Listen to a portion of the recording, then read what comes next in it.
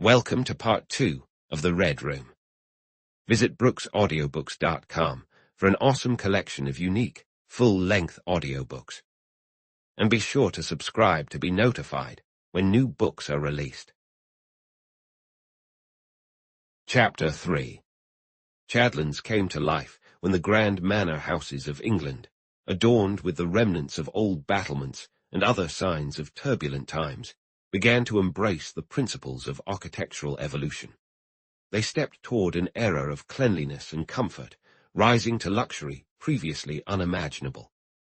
The evolution of this historic estate was evident in both its layout and its impressive structure, and at the time, the grand mansion represented the pinnacle of perfection, when men thought big, and the conditions of labor made achievements possible that few could afford today. Much has been accomplished since then, yet the core architectural features remained intact, even as the inside of the great house underwent significant transformation. The manor of Chadlands sprawled across about 50,000 acres nestled in a river valley between the heights of Haldon to the east and the borders of Dartmoor to the west. The small township was connected by a branch line to the Great Western Railway, with the station located 5 miles from the manor house.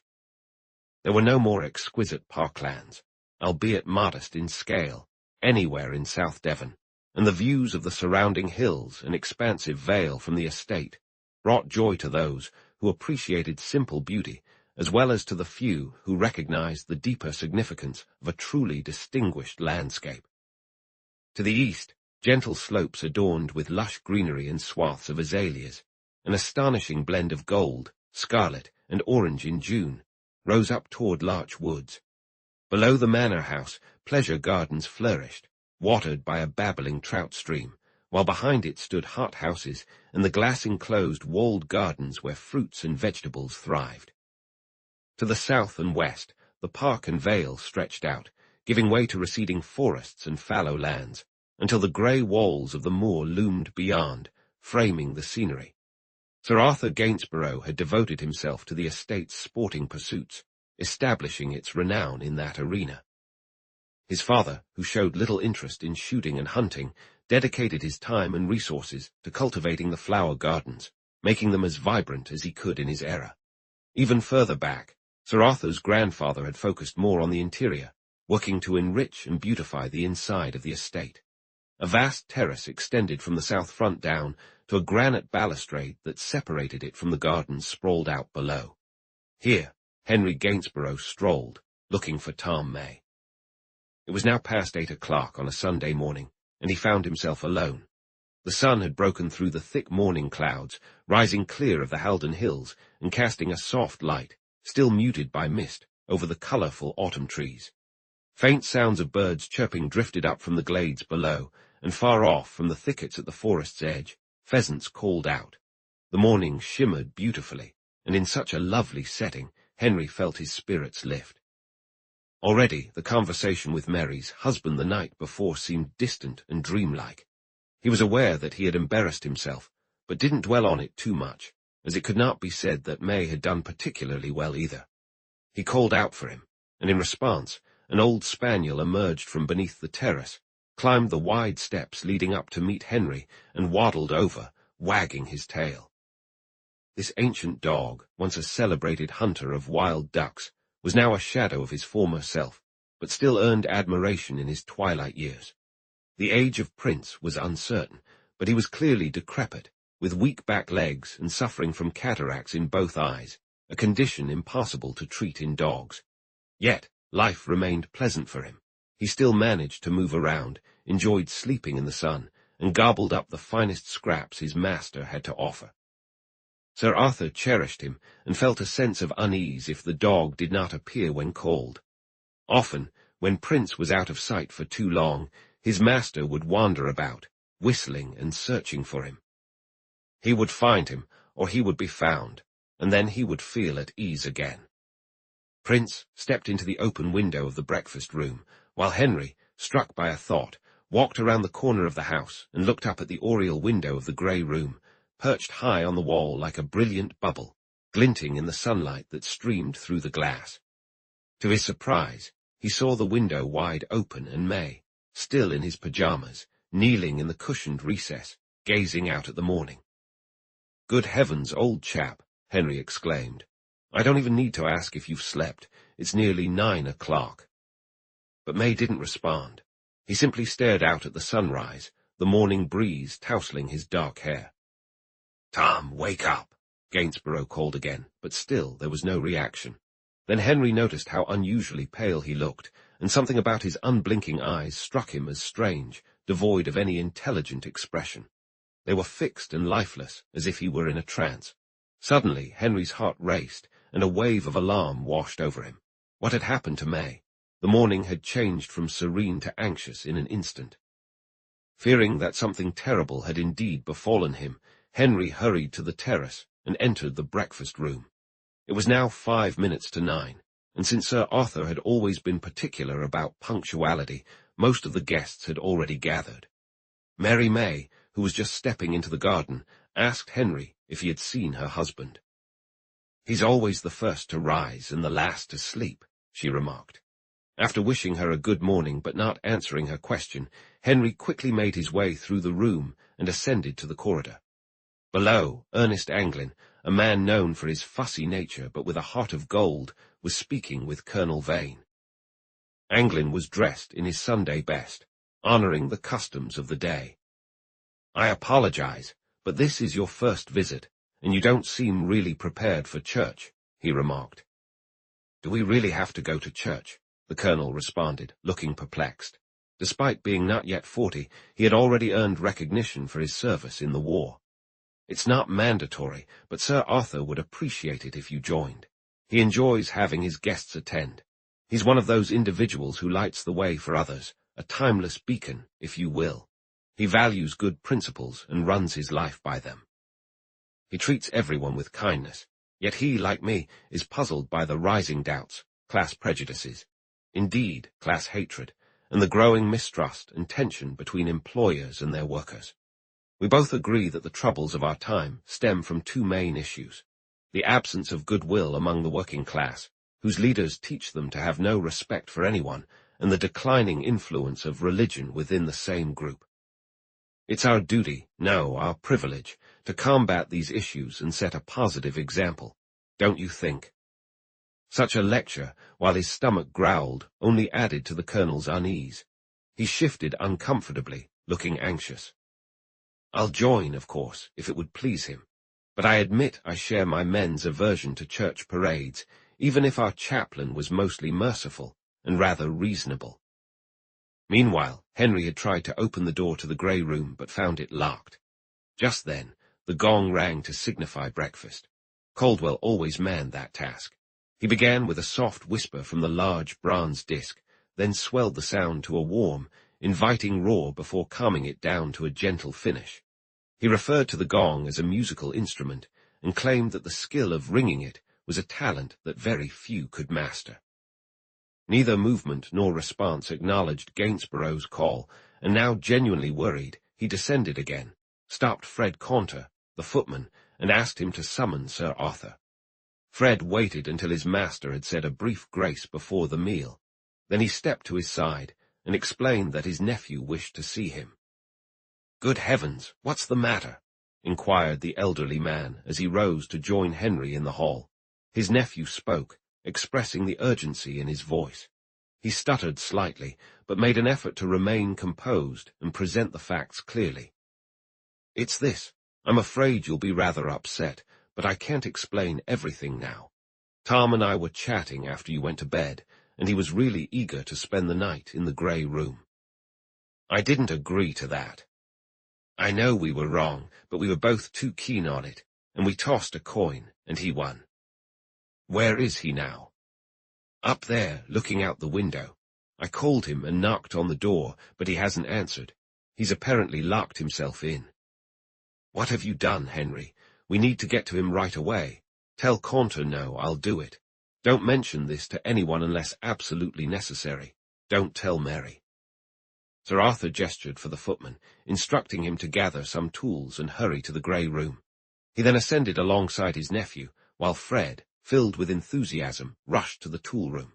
He was a capable man, having served at sea during the war, now returned to his former duties. His slow mind drifted back, recalling that this was a task he had performed 10 or more years ago. Back then, the ill-fated room had revealed a dead woman, who might occupy it now. Conter guessed all too readily. Gainsborough spoke to his uncle as they approached the locked door. "We were just having some fun, trying to clear the room of its bad reputation and have a laugh at your expense this morning. But I'm worried he might have fainted or something. He went to bed around 1 o'clock. I felt a nagging sense of unease that I couldn't quite pinpoint. "Stop talking," came the sharp reply. "You've both made a serious mistake and should have respected my wishes." He called out loudly from the door, "Let us in right now, Tom, please. This is very frustrating. If this is some kind of joke, it has gone too far. I hold you both responsible." But no one answered. The grey room was engulfed in absolute silence. Then the footman arrived with a set of tools. The task at hand was not going to be quick, and Sir Arthur, keen to avoid any disturbance at breakfast, decided to go back downstairs. However, he was too late, for his daughter had already sensed that something was off. She wasn't anxious, but rather puzzled by her husband's delay. She ascended the stairs, holding a letter. "I'm going to find Tom," she said. "He's not usually this unmotivated. This letter is from the ship, and I'm really worried he might have to leave again." "Mary," her father said, "come here for a moment." He pulled her under a large window that let in bright light, illuminating the hallway. "You need to gather your courage and strength, my girl. I'm quite afraid that something is wrong with Tom. I don't know the details yet, but it seems that last night, after we had gone to bed, he and Henry decided that one of them should spend the night in the grey room. Father, he was there, and I was so close to him, sleeping just next door. He was there and still is.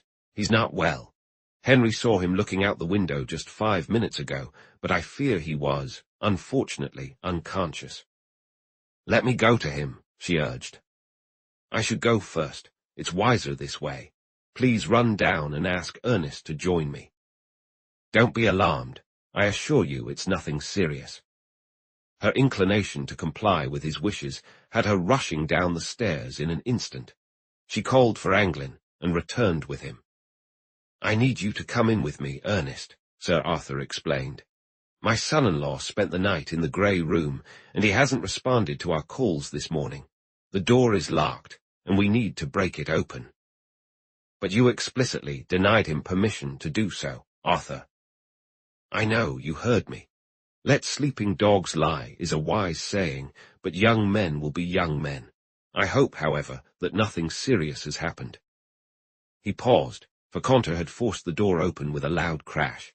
In the silence that followed, they heard the key spring inside and strike the wainscoting. Sunlight flooded the room, welcoming them with warm brightness and inviting artwork. The rich grain of the furniture and its intricate designs stood out beautifully. The cherubs carved on the large chairs appeared to dance as the lights sparkled on their small, rounded limbs. The silvery walls shimmered, and the massive roses climbing over them seemed to awaken, flaunting their true colors in the sunlight. On a chair beside the bed rested an extinguished candle, Tom's watch, and Henry's revolver. The sailor's dressing gown lay neatly folded where he had left it. His rug was at the foot of the bed. He himself knelt in the recess at the open window, perched on the settee that extended below it. His position was relaxed. One arm rested on the window ledge for support, his back to Sir Arthur and Anglin, who were the first to enter. Henry held Mary back, urging her to wait a moment, but she brushed off his hand and followed her father. Sir Arthur approached Tom and grasped his arm. In doing so, he upset the balance of the body, which tipped backward and was caught by the two men. The weight of the moment brought Ernest Anglin to his knees, but Henry was quick enough to save both the living and the deceased. Tom May had passed away several hours earlier. His face had taken on an eerie whiteness, his lips sealed. There was no hint of fear in his expression, just an overwhelming sense of astonishment. His eyes stared open, dim and lifeless, reflecting a profound shock that could not be spoken. How long he had been gone was unclear, but everyone knew the truth. His wife realized it as well. She approached where he lay, wrapped her arms around his neck, and then fainted. Outside, people were bustling about, their voices a low murmur that seeped into the grey room. It was one of those tragic moments when everyone wants to help, and well-meaning but narrow-minded individuals often cause more harm than good, focusing on imagined slights rather than the events that triggered them. The man was dead, and his wife lay unconscious on top of him. Sir Arthur stepped up to handle the situation as best he could, giving orders and urging everyone to comply without hesitation. He and his friend Anglin carefully lifted Mary and took her to her old nursery. Once there, they laid her on the bed and sent Conter to fetch Mrs. Anglin and Mary's long-time servant, Jane Barnd. By the time the women arrived, Mary had regained her senses.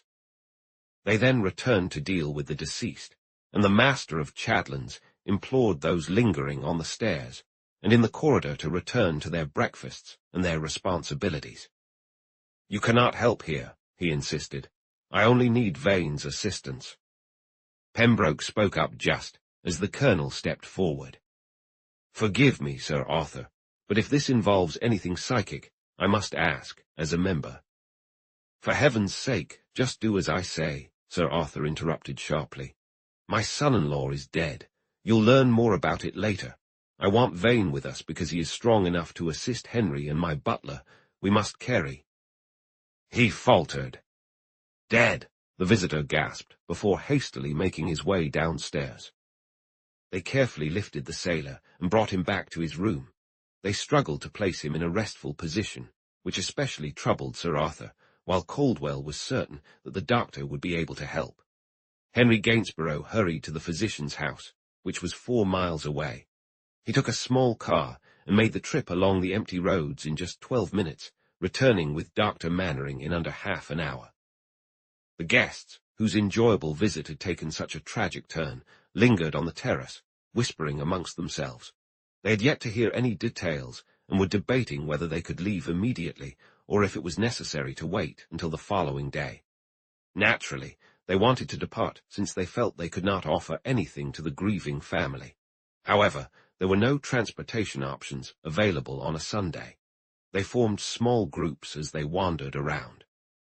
A few, wishing to smoke, but feeling it would seem insensitive, slipped away into the garden for some privacy. Soon after, Ernest Anglin joined them. He had a sense of authority, but could only share that May had gone against her father's wishes, spent the night in the grey room, and had died there.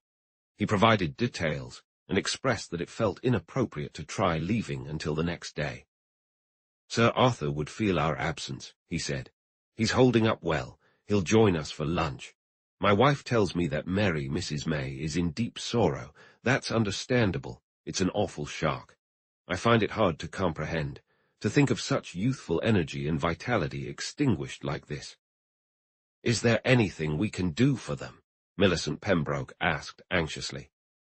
"Nothing at all. If I may suggest, I think we should all go to church. This way we give them some space and show respect to dear Sir Arthur. I'm certainly going." They embraced the suggestion eagerly, welcoming the opportunity for action. Their thoughts swirled in confusion, and they moved forward, albeit in uneasy silence. Death crashing in upon them left an unsettling void that few could ignore. Deep down, some felt a flicker of indignation that such a dreadful event could disrupt the calm flow of their lives. They expressed profound sympathy for the victims, as well as for themselves. A few realized, to their surprise, that their own bodies were affected by it all, stirred by emotions they hadn't anticipated. "It's not like this is natural," Felix Pembroke insisted. "Don't for a second think that." "It's just so creepy, I can't believe it," said his niece. She was not particularly inclined to empathize with others, and her excitement had a mixed tinge. She imagined herself recounting the events at future gatherings. It wouldn't be fair to say she was enjoying the chaos. Still, she didn't know many people at Chadlands. This was her first visit, and after all, adventures were adventures.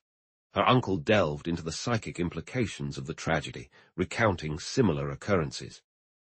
A few listened to him, if only because they had nothing better to occupy their minds. A sense of emptiness hung in the air. They all felt disoriented. Life had taken an unexpected turn.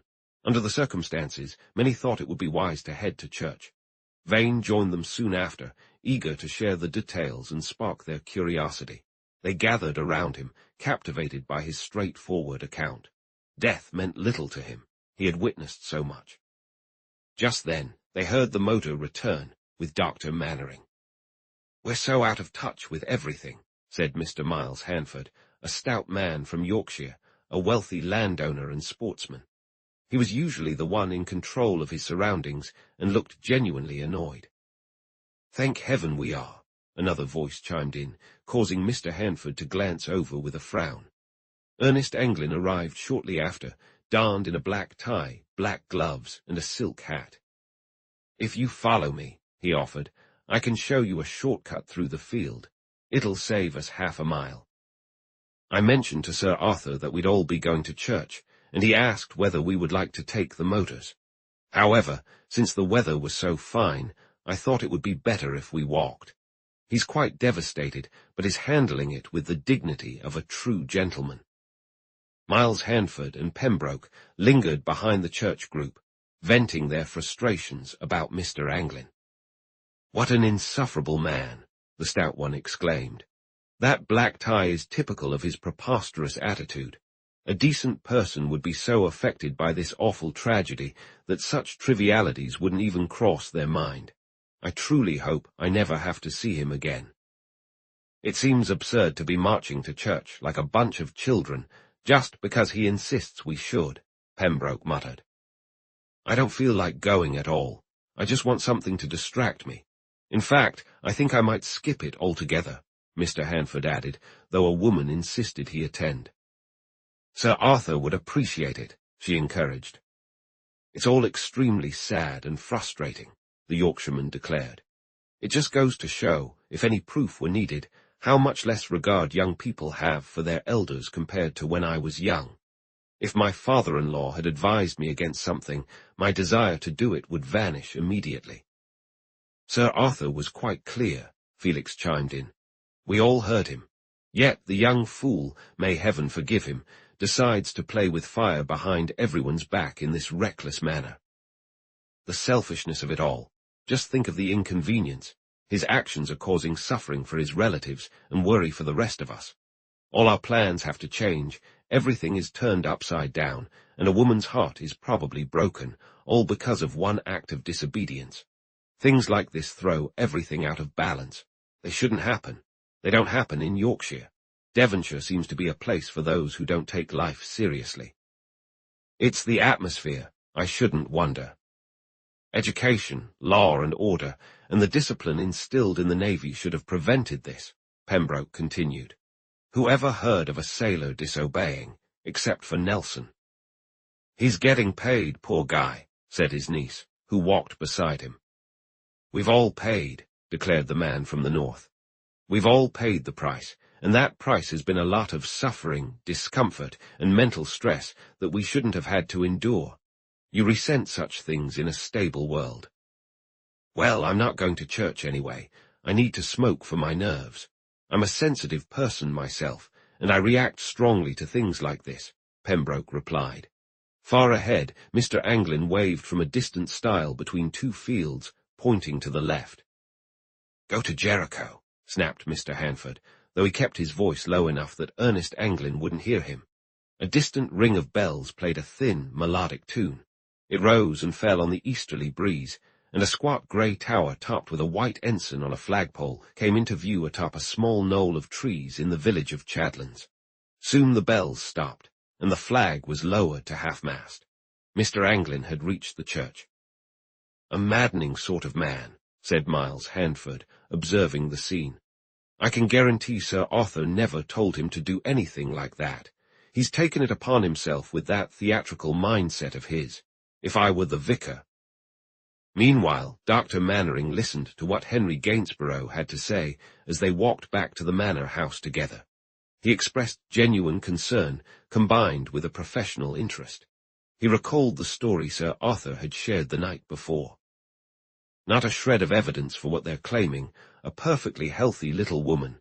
It'll turn out the same here, I bet," he said. To think we were shooting side by side yesterday, and I commented on his strong physique and wonderful spirit. A big, tough guy. How's poor Mary? She's in pretty bad shape, but she's holding it together just as I knew she would, replied the other. Sir Arthur was with his daughter when Mannering arrived. The doctor had been a close friend of the elder for many years. He was like many country physicians, practical and tough, with a genuine love for his work, a passion for sports, and a commitment to conservative values. While he might not have had the highest qualifications, his experience was invaluable. He kept up with medical advancements through reading, and would adopt new methods and treatments whenever he had the chance. Examined the deceased man with great care, noting how to adjust his posture to appear more natural, and confirmed that nothing could bring back the life that had faded away. He found no evidence of violence, and no clear reason for Tom May's sudden demise. After listening intently to what Henry Gainsborough could share, he went to see Mary May and her father. The young wife had gathered herself somewhat, but she was still more dazed than accepting of her fate. She hadn't fully processed the weight of her loss. She spoke incessantly, fixating on minor details, as people often do when faced with overwhelming events. "I'm going to write to Tom's father," she said. "This will be an awful shock for him. He was so devoted to Tom. And to think I was worried about his letter. He'll never see the sea he loved so much again. He always hated that verse in the Bible about how there will be no more sea. I was asleep so close to him last night, yet I never heard him cry out or anything." Mannering spoke to her in a soothing tone. "Believe me, he did not cry out. He felt no pain or shock, I'm certain of that. Dying is no burden to the dead, remember that. He is at peace, Mary. You must come see him soon. Your father will call for you shortly. There's just a look of wonder on his face, no fear, no suffering. Keep that in mind." He couldn't have felt fear. A brave man knows no fear, except perhaps the fear of doing wrong. Only I understand how truly good he was. His father loved him deeply, passionately, yet he never grasped the extent of Tom's goodness, for Tom didn't think like old Mr. May. I must write to him and tell him that Tom is gravely ill and unlikely to recover. That will prepare him for the worst. Tom was his only real tie to this world. The moment he arrives will be agonizing. After they left her, she rose and fell to her knees, staying there, motionless and tearless, for what felt like an eternity. In her own desolation, as yet unrecognized, she still found herself thinking of her husband's father. It was as though she could focus on his loneliness while being unable to confront the reality of her husband's death. Oddly enough, she sensed his grief more clearly than she felt her own. Eventually, she stood, eager to hear the call, and went to her writing desk by the window. She began drafting a letter to her father-in-law, imagining him at that moment leading his congregation. She wanted to soften the news, but she knew that would only add to his pain. So she wrote to him plainly, his son was going to die. Then she remembered how close he was. A telegram would be better than a letter. He would be at Chadlands before nightfall. She tore up her letter and set to work on a telegram. Jane Bond entered the room, and Mary asked her to send the telegram as swiftly as possible. Jane, her elderly nurse and devoted caregiver, had brought Mary a cup of soup and some toast, thinking it the right thing to do. Mary thanked her and took a small sip, experiencing a fleeting sensation that was both familiar and dreamlike. Yet she knew this was not a dream. She was fully awake. She waited for her father's arrival, though she dreaded the moment he would return home. She thought about the sound of human footsteps and how different each one felt. It struck her that she would never again hear Tom's long stride. It often turned into a run when he approached her, and she would rush towards him as well, eager to close the distance between them. She blamed herself fiercely for choosing to sleep in her old nursery. She had treasured it, along with the small bed that had held her since childhood. Yet, if she had shared a bed with him, perhaps this tragedy could have been avoided. To think that only a wall separated us, she kept repeating to herself. And there I was, sleeping and dreaming of him, while he was dying just a few yards away. The doctor had said that death was no calamity for Tom. What foolishness! It might not even be wisdom at all. Who knows what it truly means to face death? And who could ever grasp the depth of his feelings in his final moments, or the turmoil in his mind if he had been given a moment to realize he was about to die? Overcome by anguish, She lost her composure at last and cried, Jane Barnes comforting her with her arms wrapped tightly around her. I was so distressed, thinking he had been summoned back to his ship, she lamented. He's been called to a better place than a ship, my dear, Jane sobbed. After they left her, Sir Arthur and Dr. Mannering stepped into the grey room for a moment, standing together as they spoke. I have a peculiar feeling that I'm reliving the past, the physician said. It all feels just like it did when that poor woman, Nurse Forrester, was here, remember? Yes, I felt the same way when Caunter was trying to break open the door.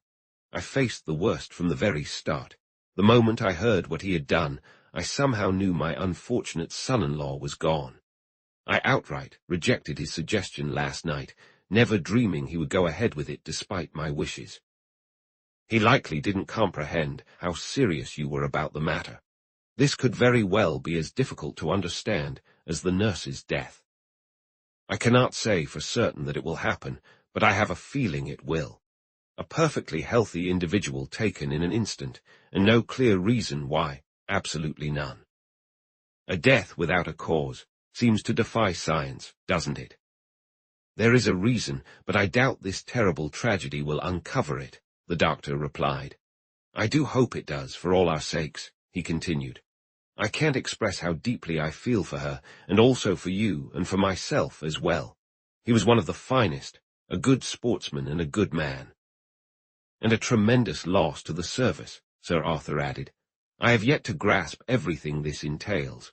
My thoughts are solely with Mary. You must allow me to ease your burden as much as I can, my friend. There will certainly be an inquest and an inquiry, along with a post-mortem examination. Should I reach out to Dr. Mordred today, or would you prefer someone else? Someone else. The most esteemed person, you know. No disrespect to Dr. Mordred or to you, Mannering. I hope you understand. But I would like an independent examination by a prominent authority, someone who knows nothing about the previous case. This is an unimaginable occurrence. I don't even know how to begin thinking about it. Don't put too much weight on yourself. Leave this to those who will approach the situation with clear minds and without the burden of your personal grief. An independent investigator is certainly the best choice, someone who, as you said, is unfamiliar with the earlier matter. I really don't know where to begin thinking, the other man repeated. Such an event shakes one's preconceived beliefs. I had always viewed my aversion to this room as merely a personal weakness, a hurdle to overcome. Look around. Is it possible to conceive of a space with less of a sinister aspect? The other man conducted a cursory inspection, checking every corner, tapping the walls, and gazing at the ceiling. The bright morning light revealed a complex design of interwoven circles that radiated from the walls to the center, creating the illusion of a grand dome rather than a flat ceiling. At the center was a prominent carving of a conventional lily, its petals gently unfolding. I believe this room should remain untouched until after the inquest. In fact, if I may suggest, it would be wise to leave everything exactly as it is for the police to examine. They will want to investigate it, I assume. Unless you reach out to Scotland Yard directly and request a special inquiry, while insisting that the local officers are not involved. There's merit in that approach, as it's clear that no one here would be of any more assistance than they were before. Then please act on my behalf.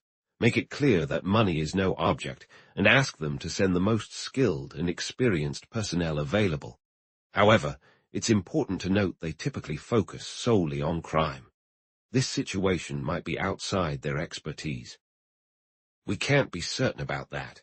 We can't even rule out the possibility of a crime here. We know very little.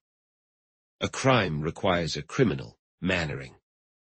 That's true. However, what might be considered criminal, if it were indeed the result of human action, could still be the outcome of forces that defy the label of criminal. Sir Arthur looked at him, bewildered. Are you suggesting that a supernatural force could be to blame for this?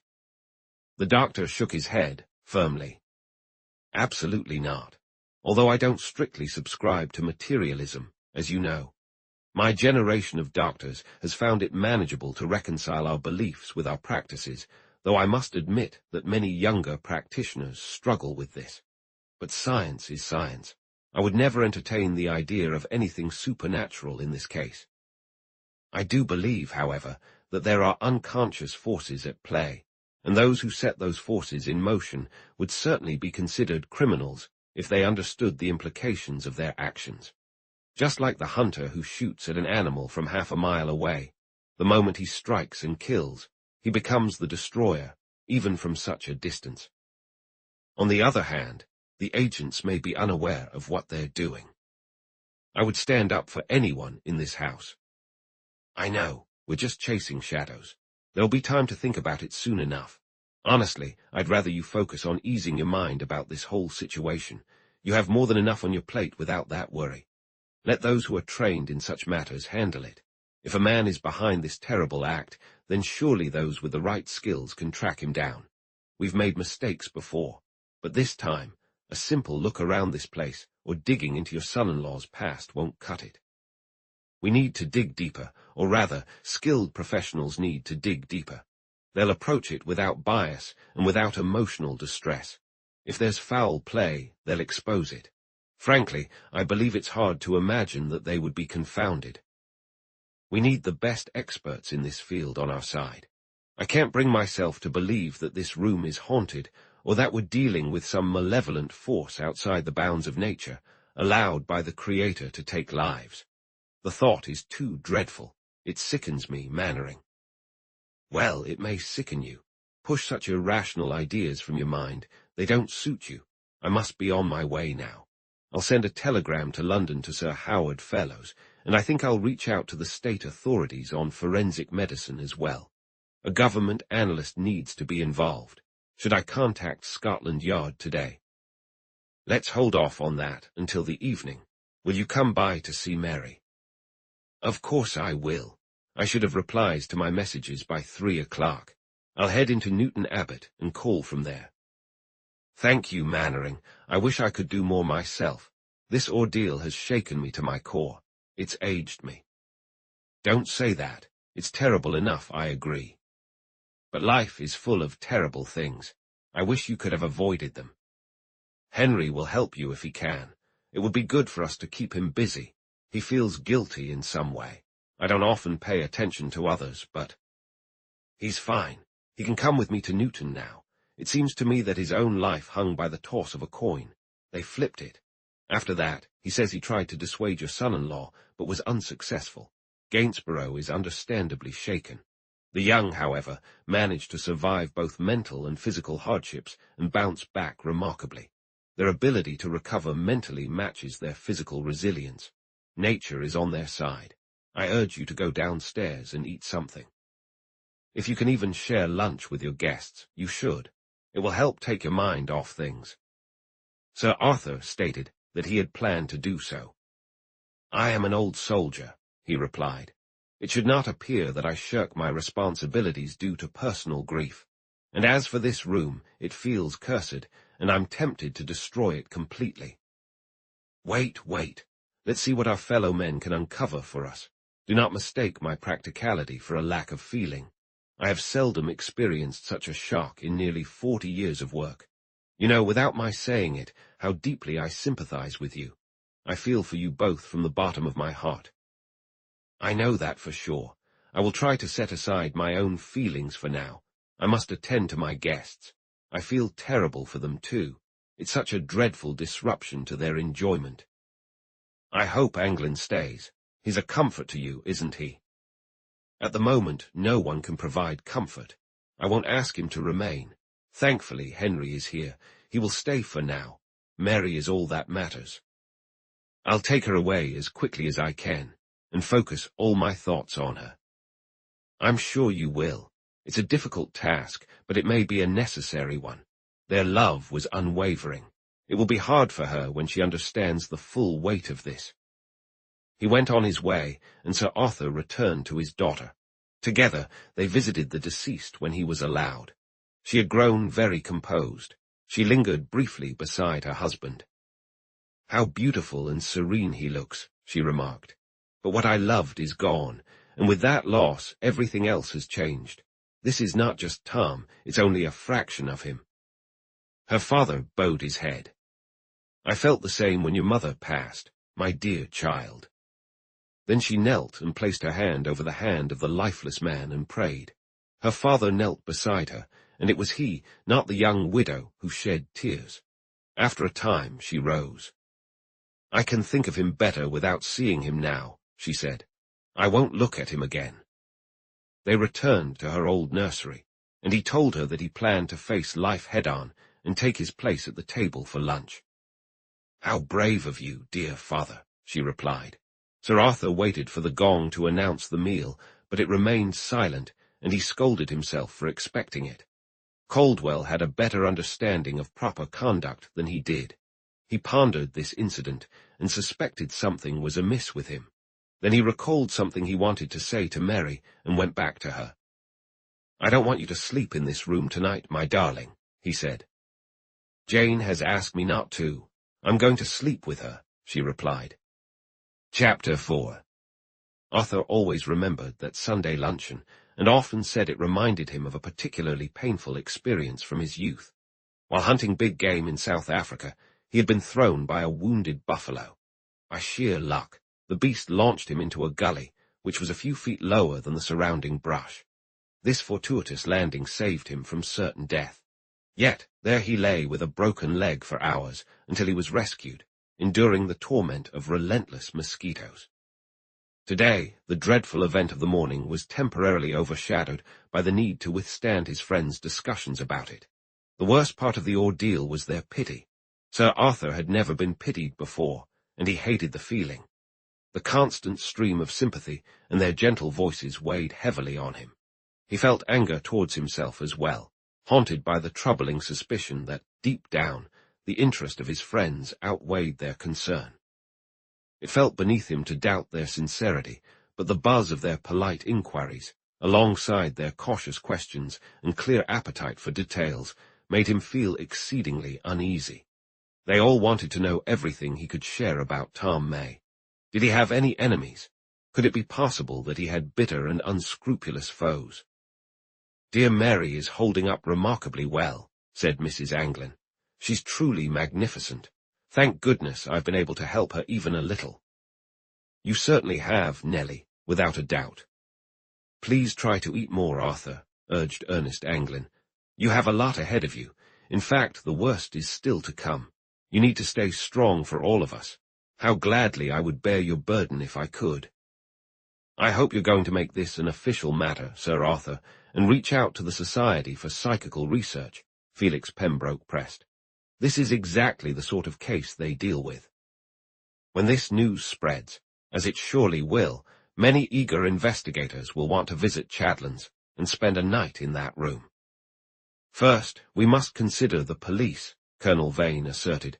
"This is definitely a matter for the authorities. I imagine they will approach it as such. The military will likely take action as well. The Admiralty will surely be involved."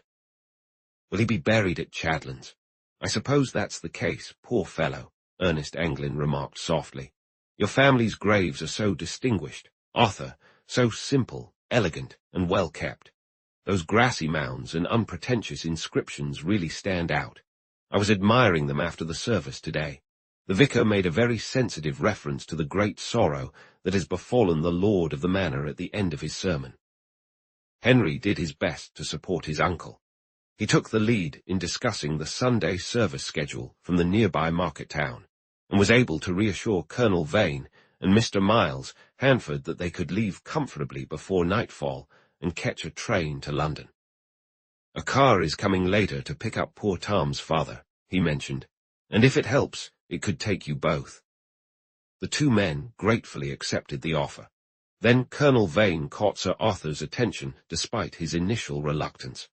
The latter had mentioned the inquiry, and Vane encouraged him to consider a renowned name.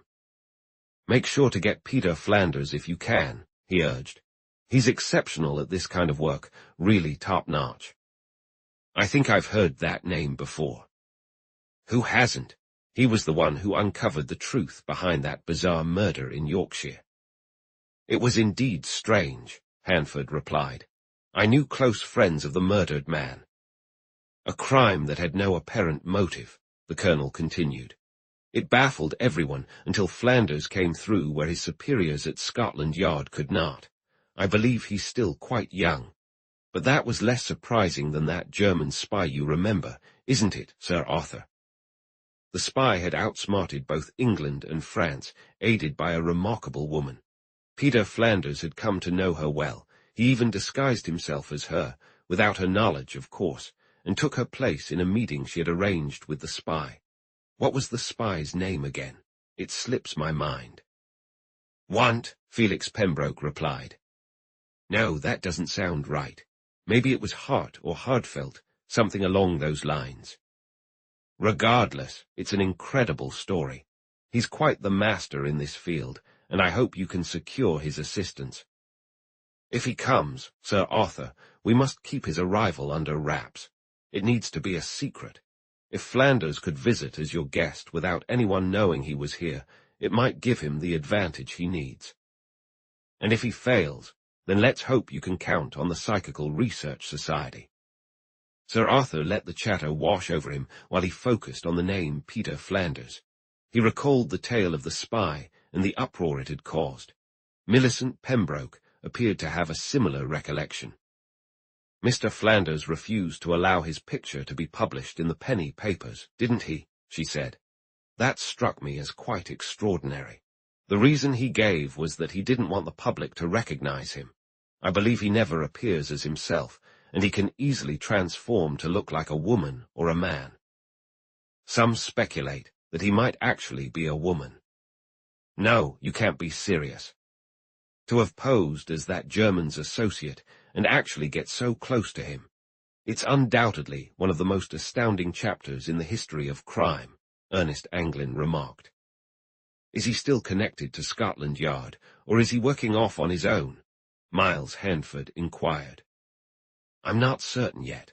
Mannering has already suggested I contact Scotland Yard immediately. He was planning to reach out to them today. I will definitely invite Mr. Flanders to assist us in whatever way he can. I won't stop until we uncover the truth. Still, it's hard to say what even someone like him can accomplish.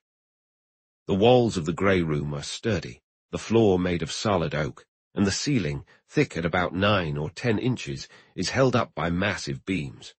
The hearth is modern, though the chimney is too narrow for a person to fit through, a fact established 12 years ago.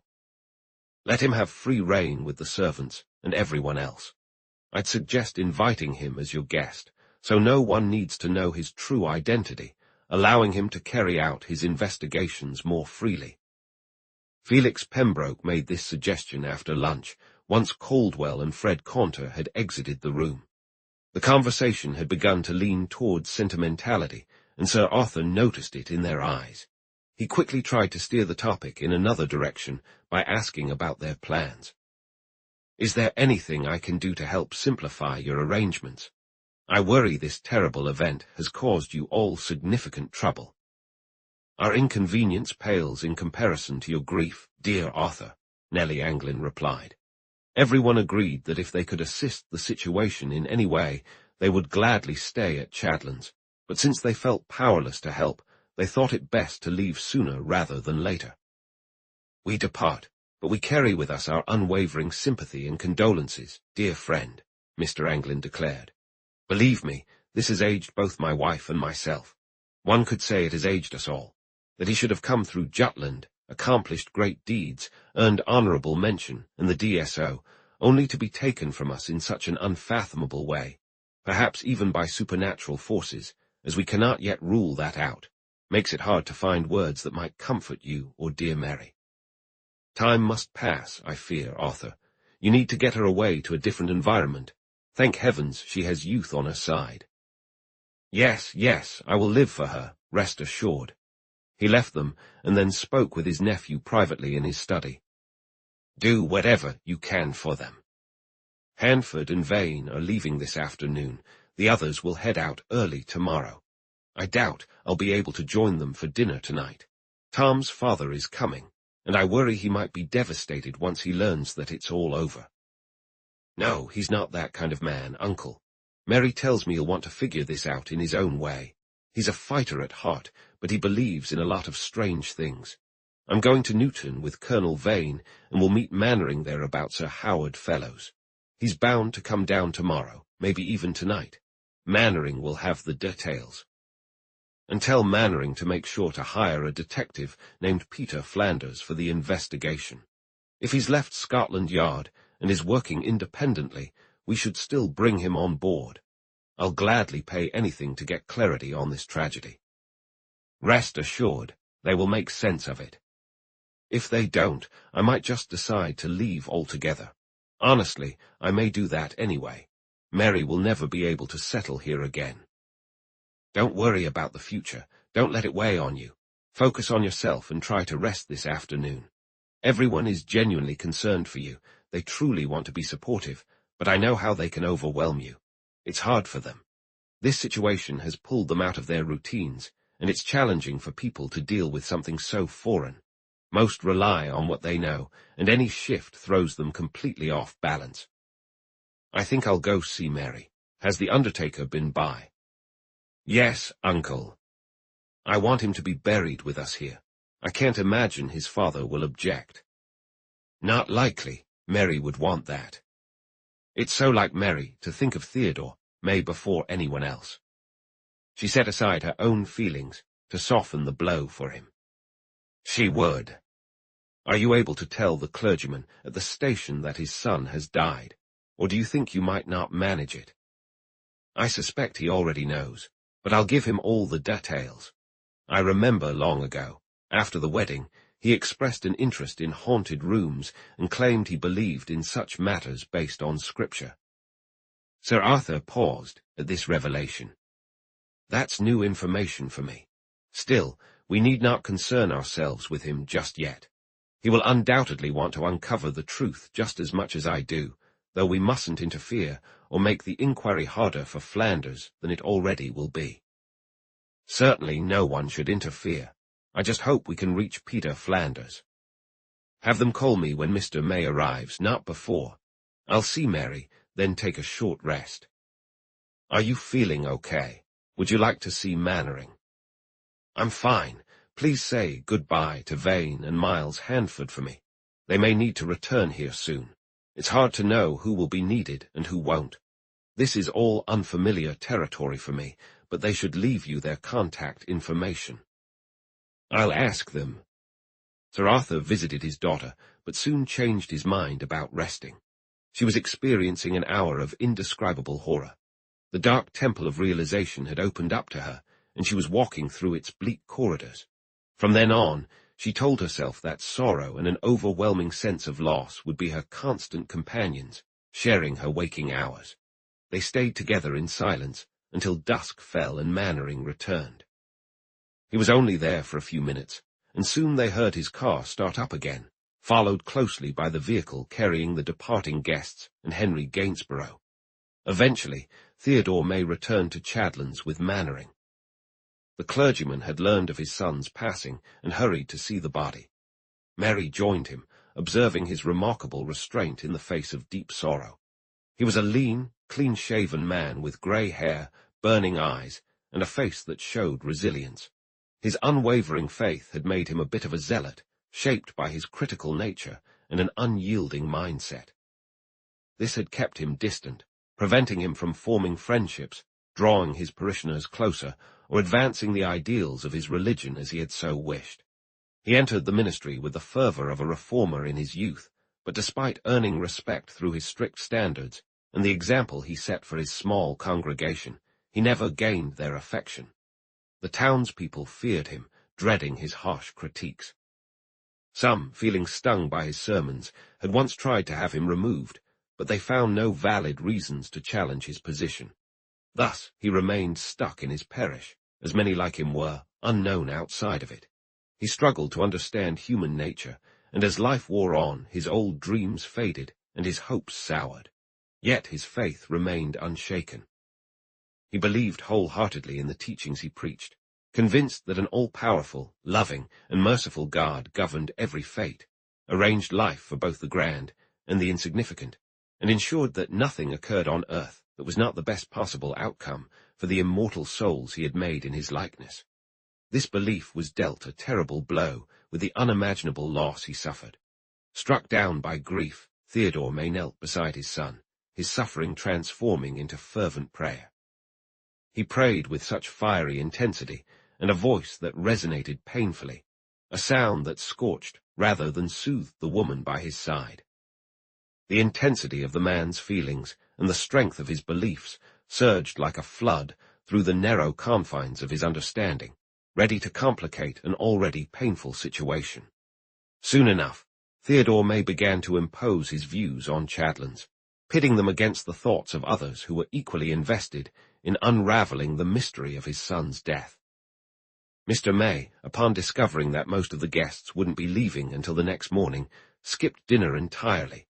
He devoted himself to his son, keeping vigil by his side through the night. Signs of his troubled mind began to show in perplexing remarks that left Sir Arthur bewildered, but it wasn't until after the post-mortem and inquest that his astonishing ideas were fully articulated. Millicent Pembroke and her uncle were the first to leave the next day, and the girl carried a grievance with her. "Surely Mary could have taken a moment to say goodbye," she said. "It's an awful situation, yet we've been so supportive and understanding that they should feel a bit grateful.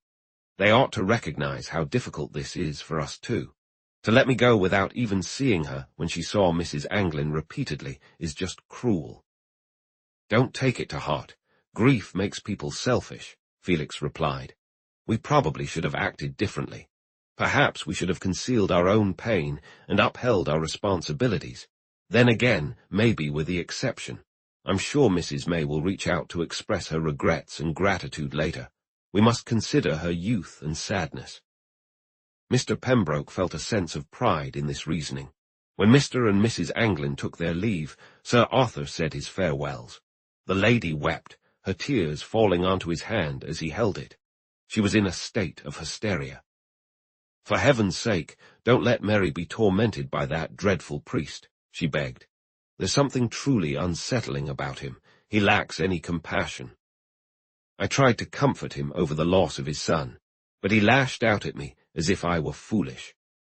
I had to remind him that he was being rude and forgetting he was speaking to a lady, Ernest Anglin said. "One can understand a father's grief, but that doesn't justify being abrupt and harsh to someone who is trying to be kind, especially not to a woman. His sacred duty should." "A man's profession doesn't excuse his behavior, my dear Ernest. It stems from flaws in his character, I'm sure. May should not be judged. His faith is strong enough to move mountains." "So is mine," Ernest replied, "and so is yours, Arthur. But it's entirely possible to be a Christian and a gentleman at the same time. To suggest that our faith is weak simply because we express normal human emotions and genuinely pity him for losing his only child." "Goodbye, my dear friends," the other interjected. "I cannot express how much I appreciate your kindness during this difficult time. May we meet again soon. God bless and watch over you both." The post-mortem exam found no physical reason for Thomas May's sudden death, nor did the later investigation by a government analytical chemist reveal anything about the sailor's unexpected passing. There was no identifiable cause, and so none could be reported at the inquest held the next day. The coroner's jury rendered a verdict that is seldom heard, but none opposed it. They concluded that May had died by the hand of God. "All men face death by the hand of God," Theodore May said when the inquiry concluded. "They also receive life from him. However, while we submit to that truth, there is much more we must do when God's hand strikes as it has done upon my son. Tonight I will pray by his grave, and soon, when he is at peace, I shall be guided forward. A heavy responsibility weighs upon me, Sir Arthur, and no one must get in the way of that responsibility. There is a duty we all share, and rest assured, no one will shy away from it. I have done what is right so far. We have brought in a renowned detective, the most famous in England, or so they say. His name is Peter Flanders, and I hope he can arrive here without delay." The clergyman shook his head. "I won't say much for now," he replied. "But trust me, 1,000 detectives won't bring back my son. I'll revisit this matter after the funeral, Sir Arthur. Yet my belief grows stronger that the truth behind these events will remain hidden from even the most learned. Only faith can offer us insight into what has occurred. There are truths concealed from the wise and prudent that are revealed to those who approach with innocence. That evening, the master of Chadlands, his nephew, and the clergyman shared a meal together, and Henry Gainsborough made a plea. "I feel I owe it to poor Tom in a way," he said. "I ask that you allow me to spend the night in the grey room, Uncle Arthur. I would give anything to uncover the truth."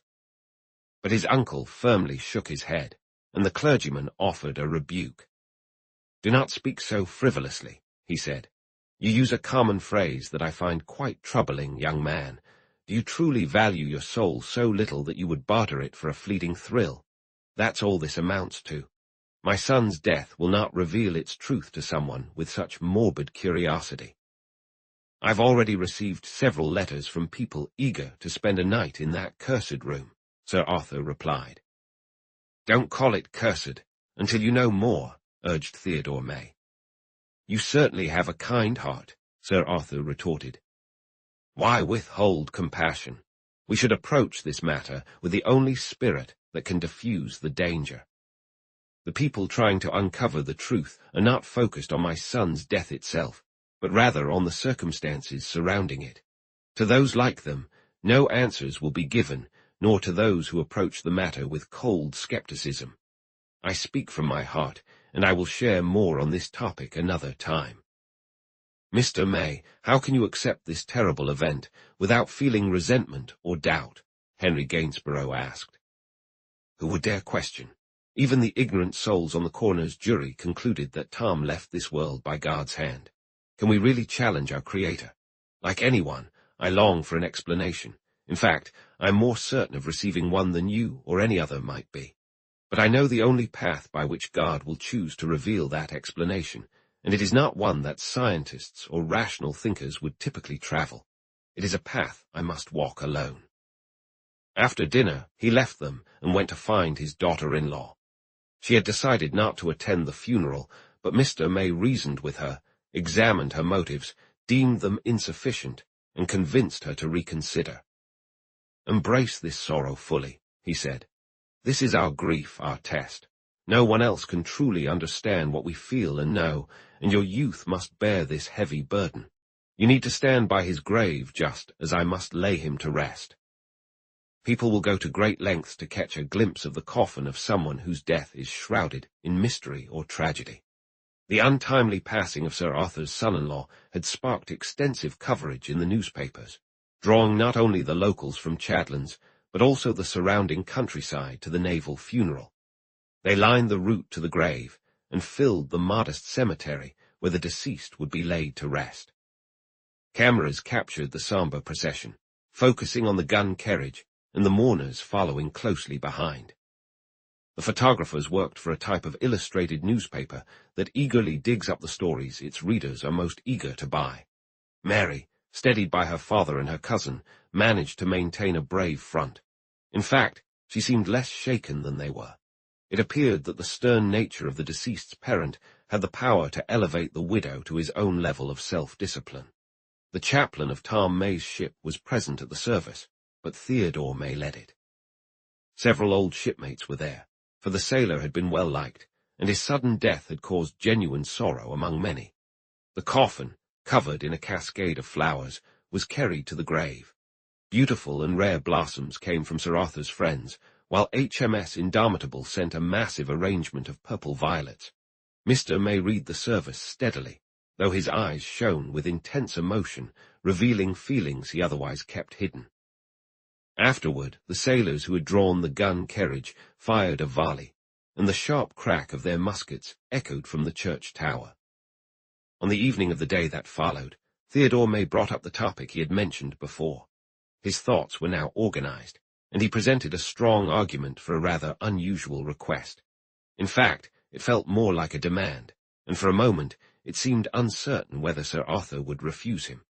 The priest insisted that he would accept no refusal, leaving Sir Arthur grateful for other, stronger arguments that could be raised to oppose him. Dr. Mannering remained at the manor house after the funeral, and the Rev. Noel Prodgers, the vicar of Chadlands, and a distant relative of the Gainsborough family, was also there for dinner. Until that moment, Mannering had struggled to find the right time to speak, but he had invited himself to dinner the day after the funeral to advocate for a course of action for those who were grieving so deeply. He wanted Sir Arthur to take his daughter away immediately for her health, and in making this suggestion, he also considered the elder gentleman. The events had taken a toll on the master of Chadlands, both mentally and physically, and Mannering noticed it. The next day, Peter Flanders would arrive, and Mannering had insisted that his visit be kept private, away from the local police or anyone in the neighbourhood. He didn't want the staff at Chadlands to associate him with the tragedy. The local constabulary had conducted a routine examination of the room, just as they had when Nurse Forrester passed away, but it was a mere formality. Those in charge understood that the higher authorities would soon take a closer look at the situation. "Once this man has come and gone, I strongly urge you to leave England and travel abroad, Sir Arthur," Mannering said. "It's your responsibility, not just for your daughter's well-being, but for your own as well. Don't even wait for the report. There's nothing keeping you here, and I would be truly grateful and relieved if you could take Mary somewhere new, a place she hasn't been before. There's nothing like a completely different environment to clear the mind, lift the spirits, and restore balance." "I must fulfill my duty," Sir Arthur replied. "That remains to be seen. If Flanders discovers anything, I might be needed. I can't just abandon Chadlands until we've uncovered every last detail of this mystery, as far as we're able." It was then that Theodore May spoke up, surprising everyone in the room. "You give me the chance to introduce my topic," he said, "for it directly relates to Sir Arthur's plans, and I truly believe I can quickly relieve him of any further obligation to stay here. I'm ready to defend my position, but I would prefer not to. I firmly believe it is essential for me to spend this night in the grey room, and I ask that no one stands in my way. The wisdom of man is nothing compared to the insight of God, and what I wish to do is in line with his will, which was made clear to me during the long hours I spent in prayer. I am certain of this, and that should be enough. I sense that we have yet to do everything within God's purpose to uncover the truth behind our tragic loss. However, we must remember that God helps those who help themselves, and I owe this to my son, Sir Arthur, and you owe it to your daughter Mary, as well as to our community, to take the steps that heaven has now called upon me to take." The room fell silent for a moment, taken aback by her bold claim and demand. 100 objections rushed to the tongues of the older gentleman, while Mr. Prodgers, a devoted young Christian with a frail physique but immense spiritual strength, found himself intrigued by this fearless expression of faith, in stark contrast to the alarm radiating from the others. Sir Arthur spoke up. "We understand your position, May. None feels our duty to both the living and the dead more profoundly than I do. A well-known figure of European renown will arrive tomorrow, and if you also wish for a representative, just say the word." "I do not want a representative armed with earthly skills or knowledge of criminal procedure. I am my own representative, wielding a greater power than any you can summon on this earth, Sir Arthur. I mean the answer to my prayer from my Creator. I must stay in that room tonight, and cannot leave Chadlands until I have fulfilled this. I place no trust in human methods or precautions. Such things would only weaken me. My faith lies in the God I have served to the best of my ability since childhood. I harbour not a trace of fear or doubt. To fear or doubt would be to accept defeat. I trust completely in the Supreme Being who has allowed this unimaginable sorrow to come upon us, and I am the least likely of men to succumb to the unknown force that lurks here, granted permission to exert such dreadful influence over us. The time has come to confront that force in the name of its Creator, and to rid your home once and for all of this malevolent power, which, though it is allowed to be potent for evil, must yield to the authority of the Most High, even when confronted by his humble servant." The doctor spoke up. "Is it conceivable, sir, that you attribute your son's death to anything other than natural causes?" he inquired. "How could it be otherwise? How can you, of all people, ask such a question?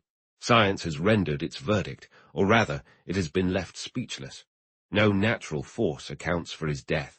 He passed away without any discernible cause. This is not unprecedented. History tells us that men have succumbed similarly under forces beyond human explanation.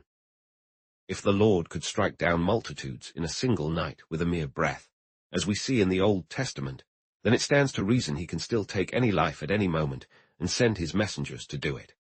I believe in good and evil spirits just as firmly as I believe in my Bible, and I know that, fierce and formidable as they may be, and armed with great power against our flesh, the will of God surpasses even the mightiest among them. Such occurrences have happened before, sent to test our faith. I do not mourn my son, apart from the natural pang of a father's grief, because I know he has been taken from this world for a purpose greater in another. However, I insist on investigating the circumstances of his passing, as they may reveal far more than just his death. One reason for his death could be this. We are now called to uncover what lies hidden in the grey room. My son's death may have been necessary to reveal that truth. Human involvement may be essential in this matter. One of God's eternal souls, for reasons beyond our understanding, may be trapped in that room, waiting for liberation by human hands. We are faced with a challenge, and I accept it, driven by the sacred message that stirs in my heart. Even his fellow priest stared in disbelief at Theodore May's extraordinary views, while to the physician it sounded like the ramblings of a madman. "I will take my Bible into that haunted room tonight," the clergyman declared. "I will pray to God, who watches over both the living and the dead, to protect me, guide me, and lead me to fulfill my duty." Sir Arthur interjected. "You mock reason when you express these ideas, dear May." "And why should I not mock reason? What Christian does not know that reason can often become our adversary, breaking in our hands and causing us wounds? Much of our most essential experiences defy reason. Countless events in the story of the soul elude rational explanation. We are urged to act or refrain from acting by a myriad of emotions, temptations, and influences that reason cannot justify. When we examine these feelings through reason, it cannot even offer a judgment. Yet from them springs the essence of the soul and the belief in immortality. To act on impulse, who does not recognize that truth in his own life? The mind does not only deceive and mock reason in dreams while we sleep. It laughs at reason while we are awake, and even the most rational person encounters moments of inspiration, madness, and inexplicable impulses, the reasons for which remain unknown to him. The ancients described these as temptations from malevolent spirits, or nudges from unseen forces that wish humanity well. And where there's a pull towards evil, that often holds a kernel of truth, and when it leans towards good, who can deny where that inspiration originates? And isn't my decision to enlist the sharpest detective in England also driven by good intentions? Sir Arthur asked. Absolutely not. This situation falls into a different category than mere human wrongdoing. It exists on a plane where human knowledge holds no power. As a Christian, you should grasp this as well as I do. If danger is present, then I am safe because I possess the only weapons that can triumph in a struggle of the spirit. My faith is a sufficient shield against any malevolent force that roams this world or is held captive within the confines of the grey room. I will defend God's ways to man, and through the power of fervent prayer, banish this presence and restore peace to your troubled home. For any living soul, I would willingly stake my faith against evil. How much more so in a matter where my own lifeblood has been spilled? You can't deny me that. It is my right. Still, I must ask you to listen to the arguments against you, Mannering replied. You've put forth quite an extraordinary theory, and you mustn't take offense if we disagree. Then speak for yourself, May responded. I do not expect a man in your position to see things my way, but this matter is no longer within your grasp. Please don't say that, sir, Henry Gainsborough insisted. I don't believe my uncle sees it your way either. You are presuming too much. Honestly, I can't entirely accept your assumption, my dear May, Sir Arthur declared. You are going further than is warranted at this point. If we had no doubt that a spirit was granted the power to take human life within my home, then I must admit, with proper precautions, I could not deny you access in the all-powerful name you call upon. I am a Christian and believe in my Bible just as firmly as you do. But why assume such an extraordinary circumstance? Why jump to a supernatural cause for dear Tom's death before we're sure that no other explanation exists? Are you not convinced? What mortal can make sense of the facts based on any understanding of human knowledge? Think about how limited our knowledge truly is, Mannering replied. Consider that we haven't explored all its possibilities yet. There could be some physical peculiarity in the room, some deadly but entirely natural chemical reaction, or a harmful substance hidden in the ceiling or walls that responds to the cooler temperatures at night. Countless rare combinations of matter could occur, all of which can be investigated and might reveal their secrets under skilled examination. Nothing is more confusing than a clever trick until we understand how it's done, and nature is the ultimate magician. We haven't uncovered all her secrets, and we likely never will, but we're certain there's a solution to everything she hides. That is a materialistic perspective, and rather arrogant, said the priest, which made Mannering slightly irritated. It's neither materialistic nor arrogant. I am more humble than you, and your firm stance seems far more arrogant to me. We are in the 20th century, and your medieval mindset wouldn't earn any sympathy or support from any educated person. Truth can afford to be patient, May responded, but I too am quite sane, even if my expression suggests otherwise. I don't claim that human prayer can change physical laws, nor do I ask my Creator to perform miracles on my behalf or suspend the natural order. Yet I firmly believe that we are in a domain beyond our experience, in another realm untouched by natural law. God has allowed us to enter this space. He has opened the door to this mystery. He has spoken to my soul, urging me not to remain idle. This, I assert, poses a challenge to me personally. I am convinced that there is a being held captive here, one that can only be freed by the voice of God, speaking through one of his creations. If I am mistaken, my prayers will be in vain, but if I am right, as I believe with all my heart and intuition, then my prayers must hold weight. Either way, I am fulfilling my duty, and if I were to die while doing so, what more honorable way could there be to go? Mannering looked at the speaker with increasing concern, yet he still believed in the reverend gentleman's sanity, even as irritation mingled with his worry. You need to think about others a bit, he said. No, Dr. Mannering, it is others who must consider me. Providence has sent me a message that the rest of you cannot comprehend because I am the right one to receive it. You are not. It's like Newman's illative sense, a certainty emerging from depths far beyond those that explain human reasoning. I simply know because I know. Reasoning, at its best, is just drawing inferences from what we observe, but I am dealing with an inspiration, something resembling the gift of prophecy. In that case, I can only hope that Sir Arthur will take his rightful stand and deny you what you seek. He has faith, and I pity you for lacking it. No, Mr. May, you cannot say that. It is entirely reasonable for Mannering to ask you to think of others, Sir Arthur interjected. To you, a sudden and calm death may seem a blessing, yet for those who remain, it would be a significant loss, a disruption to your work here on earth, which remains unfinished, a shock and sorrow to those who hold you in esteem, and an impact on everyone present. Let the living care for the living, and place their trust in God. Mannering turned to the vicar of Chadlands. What do you think, Prodgers? You're a clergyman as well, so perhaps you can see things from our perspective. Surely common sense shouldn't be disregarded, even when we're talking about the afterlife. I have respect for Mr. May. May's faith, the younger priest replied, and without a doubt, I believe that if we rule out all physical and natural explanations for Captain May's death, then no member of our sacred order should hesitate to spend the night alone in that room. Jacob wrestled with the angel of light. Should the servants of God fear to confront a dark angel? Well said, Mr. May responded.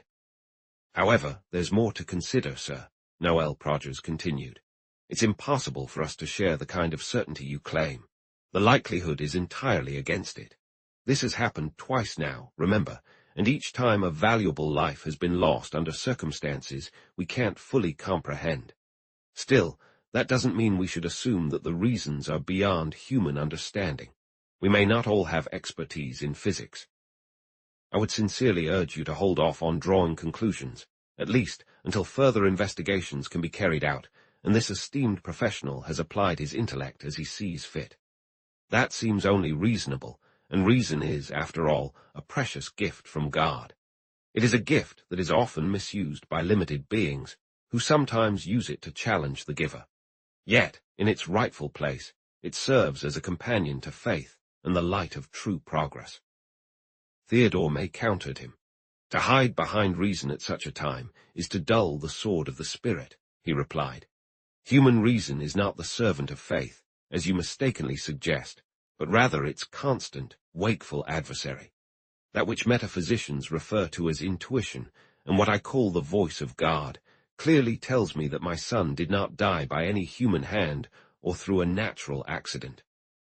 He was taken from this life to the next in the blink of an eye by forces, or a single force, about which we know nothing except through the word of God.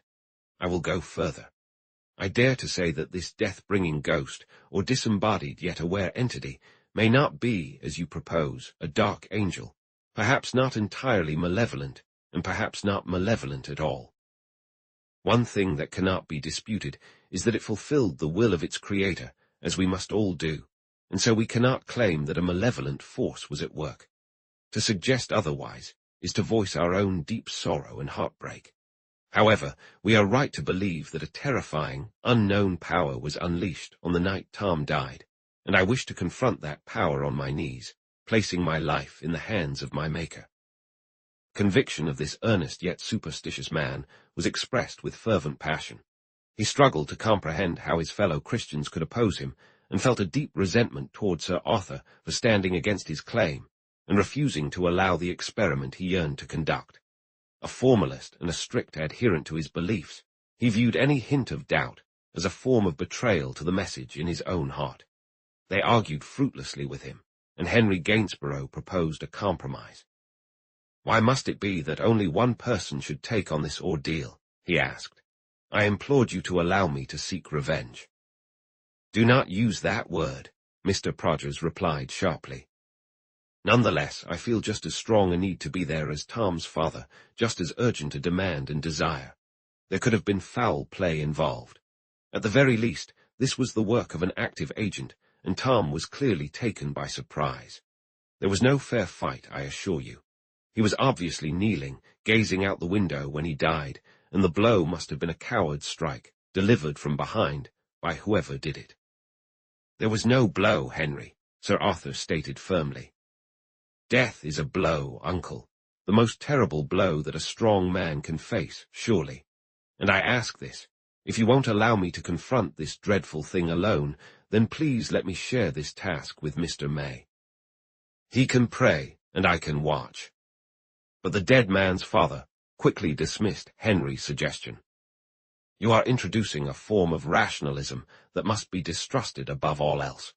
The mere inclusion of human reasoning and human tools would taint our faith and render useless the only true means of gaining insight into this grave issue. Reason, in this context, would be a handicap, even a real threat. Only an unwavering faith can reveal the answers we seek.